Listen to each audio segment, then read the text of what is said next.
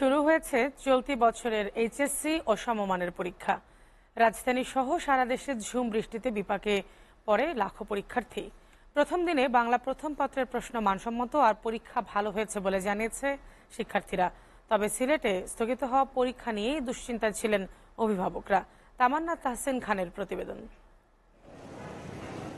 রাজধানীতে বৃষ্টির কারণে সময়মতো পরীক্ষা কেন্দ্রে পৌঁছাতে ভোগান্তি পোহাতে হয়েছে এইচএসসি ও সমমানের পরীক্ষার্থীদের। বাংলা প্রথম পত্রের মাধ্যমে সিলেট বিভাগ ছাড়া সারা দেশে শুরু হয়েছে এবারের পরীক্ষা। ২,৭২৫টি পরীক্ষা কেন্দ্রে পরীক্ষার্থী ১৪.৫ লাখ, যা গত বছরের তুলনায় ৯১,০০০ বেশি। পরীক্ষা শেষে বের হয়ে প্রশ্নপত্র নিয়ে সন্তুষ্টির কথা জানায় পরীক্ষার্থীরা। এমসিকিউ পার্টটা একটু হার্ড না, কিন্তু মানে ভালো, মানে যেরকম ভেবেছিলাম ওরকম হয়নি, কিন্তু মোটামুটি ওভারঅল ভালোই হয়েছে। পরীক্ষা আলহামদুলিল্লাহ ভালোই হয়েছে, আর প্রশ্নপত্র অন্যান্য বছরের মতোই বোর্ড স্ট্যান্ডার্ডই হয়েছে, মানে মাঝারি ধরনের, খুব বেশি ব্যতিক্রম কিছু না।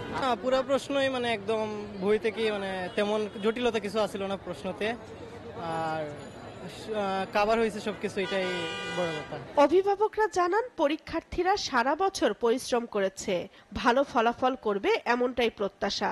তবে সিলেটে স্থগিতের পর পরীক্ষা নিয়েই তারা উৎকণ্ঠায় ছিলেন। অনিশ্চয়তা ছিল সিলেটে বন্যা, পরীক্ষা পিছায় কিনা, কিন্তু শেষ পর্যন্ত সময় মতো শুরু হয়েছে, আমরা খুশি। যদিও সেশন কম হয়েছে এবার। খুব নার্ভাস লাগছিল আমার, কারণ শুরু থেকে যখন যাই বৃষ্টিটা হয়েছে, বাচ্চারা ভিজতে গেছে, তারপরে যে গরমটা, মানে টেনশন হচ্ছিল ভিতরে।